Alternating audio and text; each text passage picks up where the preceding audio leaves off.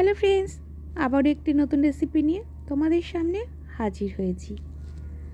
রুটি, পরোটা, লুচির সাথে খাওয়ার মতো একটি সবজি আজকে তোমাদের সাথে শেয়ার করব। গরম প্রায় চলে এসেছে। এই গরমে শুরুতেই পটলের একটি রেসিপি শেয়ার করছি, কারণ গরম মানে তো পটল, ঝিঙে এই দু চারটা সবজি বেশি করে পাওয়া যায়। তাই একই ধরনের স্বাদের পটলের রেসিপি যদি খেতে না ইচ্ছে করে, একবার অন্তত আমার এই রেসিপিটি ট্রাই করো। আশা করছি তোমাদের কাছে ভালো লাগবে। আজকের রেসিপি আলু, পটল আর সয়াবিনের তরকারি।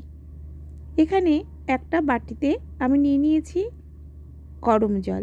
এবার এর মধ্যে দিয়ে দিলাম সয়াবিনগুলোকে এবার ঢেকে 10 থেকে 15 মিনিটের জন্য গরম জলের মধ্যে রেখে দেব। এখানে কড়াইয়ের মধ্যে নিয়ে নিচ্ছি সর্ষের তেল। তেল গরম হলে এর মধ্যে দিয়ে দিচ্ছি আলুগুলোকে চোখো চোখো করে কেটে নিয়েছি। আলুগুলোকে এই মিনিট 2 মতো এভাবে ভেজে নিয়ে এর মধ্যে দিয়ে দিলাম পটলগুলোকে হালকা হালকা খোসা ছাড়িয়ে নিয়েছি। এবার আলু আর পটলগুলোকে আরও মিনিটখানেক এভাবে তেলের মধ্যে নাড়াচাড়া করে নিয়ে এর মধ্যে দিয়ে দিলাম হলুদের গুঁড়ো আর দিয়ে দিচ্ছি স্বাদ অনুযায়ী নুন আর হলুদের গুঁড়ো দিয়ে আলু আর পটল খুব ভালো করে ভেজে নেব।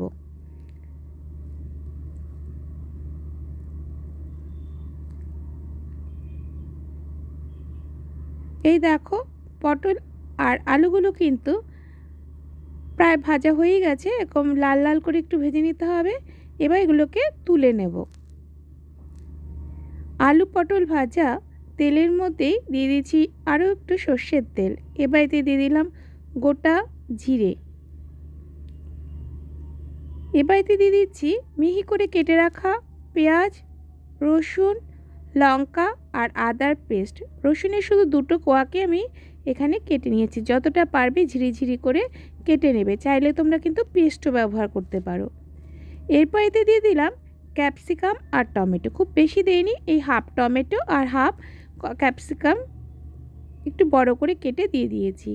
ক্যাপসিকাম আর টমেটো মিনিট 2 এভাবে অন্যান্য মশলার সাথে কষিয়ে নিলাম। গ্যাসের ফ্লেম লোতে রাখা আছে।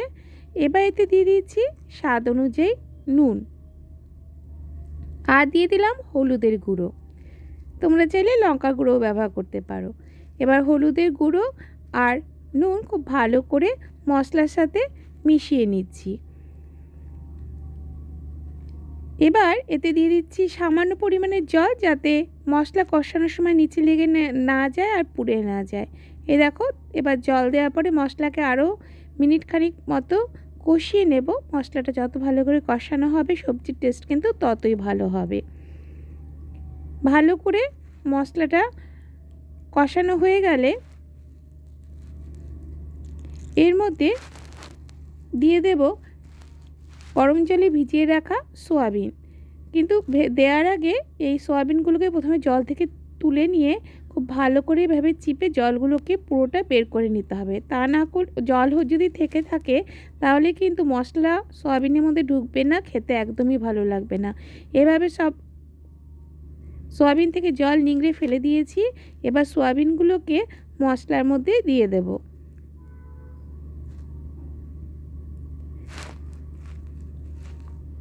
সয়াবিন মশলার সাথে খুব ভালো করে মিনিট 2 ধরে কষিয়ে নেব। গ্যাসের ফ্লেম এবার মিডিয়ামে করে নিয়েছি। গ্যাসের ফ্লেম মিডিয়ামে রেখে প্রায় 2 মিনিট ধরে সয়াবিন আর মশলাগুলিকে কষিয়ে নিচ্ছি, যাতে সয়াবিনের ভেতরে মশলাগুলো খুব ভালো করে ঢুকে যায়। তাহলে কিন্তু খেতে সয়াবিনগুলো বেশি ভালো লাগবে। তা না হলে সয়াবিনগুলো পাঞ্চা পাঞ্চা লাগবে, খেতে একদমই ভালো লাগবে না। এই দেখো, খুব ভালো করে কিন্তু মশলার সাথে সয়াবিনগুলো কষানো হয়ে গেছে।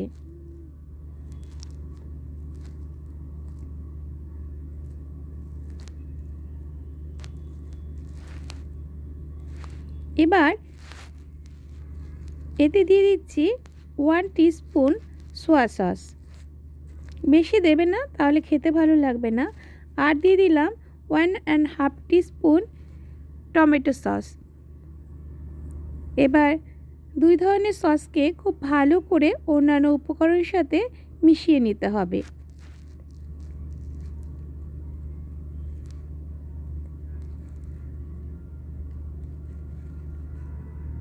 তোমরা যদি শুধুমাত্র সয়াবিনে সবজিও এইভাবে বানাতে চাও তাহলেও কিন্তু খেতে বেশ ভালো লাগে। এর মধ্যে জল দিয়ে সামান্য ফুটিয়ে নেবে, তাহলেও কিন্তু সয়াবিনের তরকারি খেতে ভালো লাগে। কিন্তু আজকে আমি যেহেতু আলু আর পটলও সয়াবিনের সাথে ব্যবহার করছি, তাই এখানে এবার দিয়ে দিচ্ছি ভেজে রাখা আলু আর পটলগুলোকে।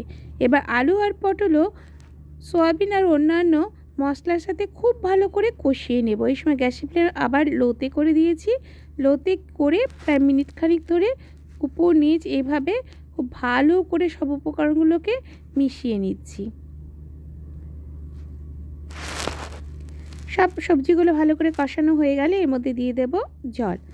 ঝোল যে পরিমাণে রাখবে সেই পরিমাণে জল দেবে, তবে খুব বেশি জল দিয়ে দেবে না, কারণ এই মশলাটা কিন্তু এই সবজিটা কিন্তু খুব বেশি ঝোল ঝোল হবে না, একটু মাখো মাখোই হবে, সামান্য ঝোল রাখবো। মশলা সাথে আর সবজির সাথে জল ভালো করে মিশিয়ে দিলাম। এবার একটি ঢাকনি দিয়ে ঢেকে দেব আর মিনিট 5 মতো মিডিয়াম ফ্লেমে এগুলোকে সেদ্ধ করে নেব। যেহেতু আলু পটল ভাজাই আছে আর সয়াবিনও প্রায় 10 মিনিট মতো জলে ভিজিয়ে রেখেছিলাম, ফলে সবগুলো সেদ্ধ হতে কিন্তু 5 মিনিটের মতোই সময় লাগবে। সবশেষে ওপর থেকে দিয়ে দিচ্ছি ধনেপাতা কুচি। এর মধ্যে কিন্তু জিরে, ধনে গুঁড়ো বা গরম মশলাগুলো দেবে না, তাহলে টেস্টটা পুরোপুরি নষ্ট হয়ে যাবে। এরপর দেবো আমি কসুরি মেথি, তোমাদের কাছে না থাকলে না দিলেও হবে, শুধুমাত্র ধনেপাতা দিয়েও খেলেও বেশ ভালোই টেস্ট লাগে খেতে। আরও 2 মিনিট মতো ঝোল ফুটিয়ে নিলাম। তোমরা চাইলে সামান্য পরিমাণে চিনি ব্যবহার করতে পারো, আজকে আমি এখানে চিনি ব্যবহার করছি না।